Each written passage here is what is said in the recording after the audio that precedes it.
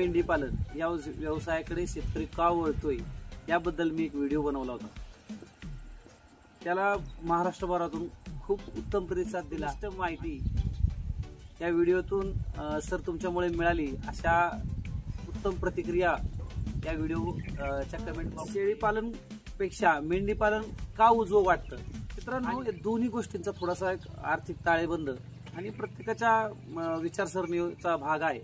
परंतु सत्य कधी बोकड किंवा मेंढ्यांमध्ये आपण बालिंगी आणून छोटी पिल्ले आणून ती मोठी करून त्यांचं वजन वाढवून ते विक्री करण्याचा एक व्यवसाय करतो.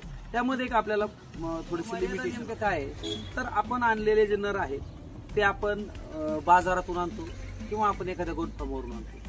प्रवासादरम्यान असो किंवा अगोदर त्याच्या काही वातावरणाच्या बदलामुळे असो, जर एखादा आजारी पडला तो आपल्याला वन स्टॉप. बाजारामधून 10 जर आणले तर एखादा तरी खराब निघतो. म्हणजे मुळात आपण व्यवसायामध्ये नवीन आहे आणि बाजारामध्ये विक्री करणारे शेतकरी असोत किंवा त्या व्यापारी असोत हे मात्र रोज त्याच धंद्यात असतात. त्यामुळे तुमच्या गळी काय उतरवायचं, हे नवीन माणसाला कसं फसवायचं हे त्यांना सांगावं लागतं. आमच्याकडं नवीन एक पिलू जन्माला आलंय. त्याची आई 1-1.5 वर्षापूर्वी मी दिली. रात्रीची जन्माला आली.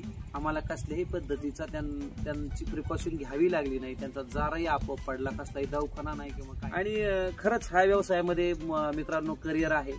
एक 10 ते 15 हजाराच्या नोकऱ्या करण्यापेक्षा आपल्या घराजवळ राहून आपल्या लोकांच्या मध्ये राहून आणि तुम्हाला जर खरंच या क्षेत्रामध्ये करिअर करायचं असेल तर नक्की यामध्ये पडा.